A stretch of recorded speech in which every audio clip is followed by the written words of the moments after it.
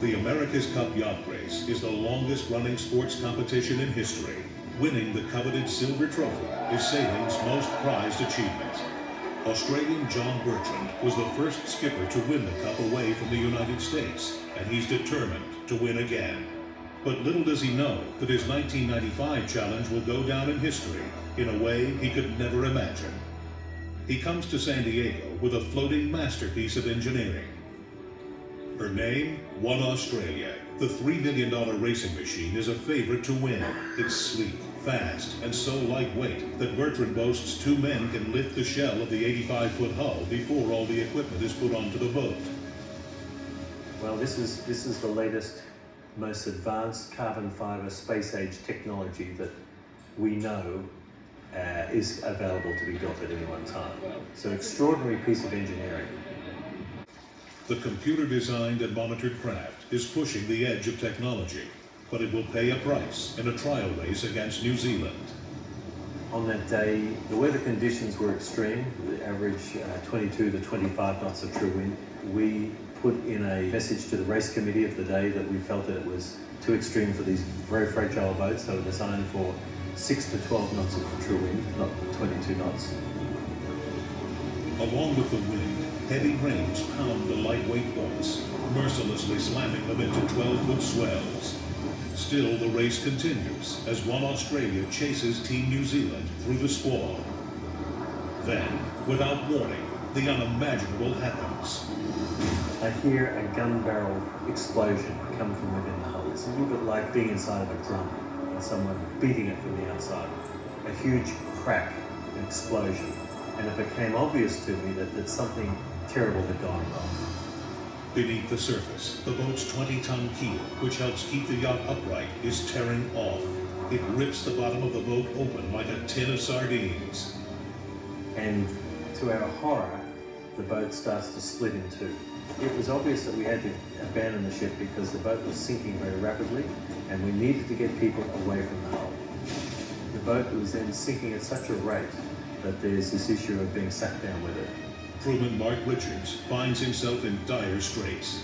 It didn't just crack, the boat exploded and it virtually happened directly beneath me, so I was forced to run forward to safety.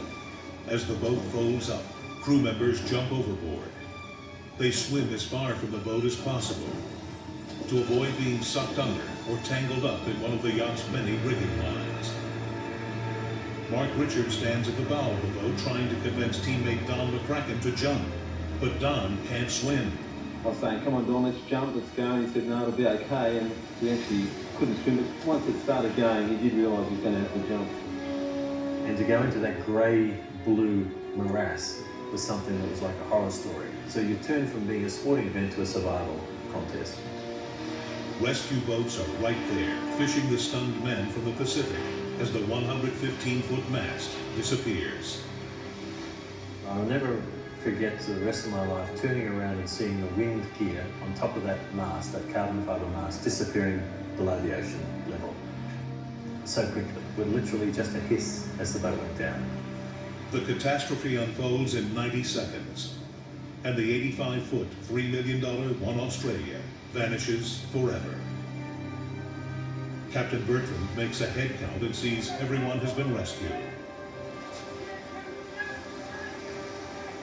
On board the rescue boats and all sitting there together, we were all in a state of shock, just going, couldn't believe what had happened, and it was devastating.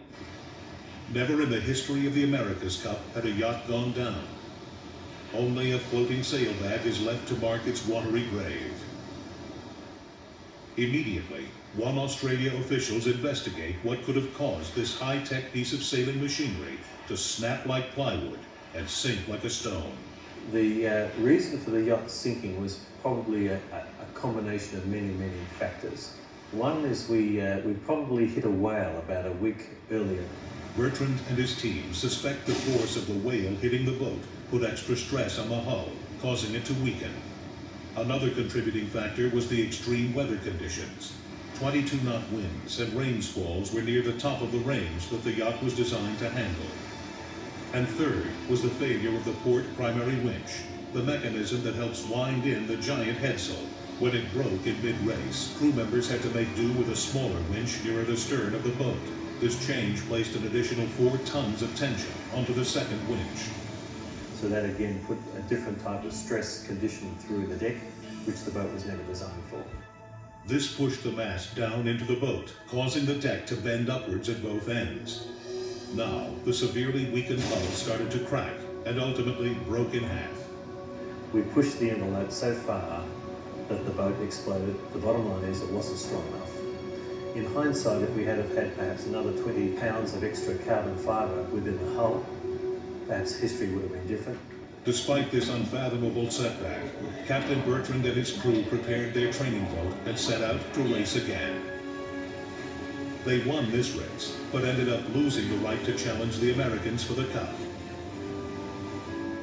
Today, Bertrand and his colleagues continue to push the envelope of technology. Using the computer knowledge gained on the Cup Challenge, they developed an electronic media organization called Orca Sports.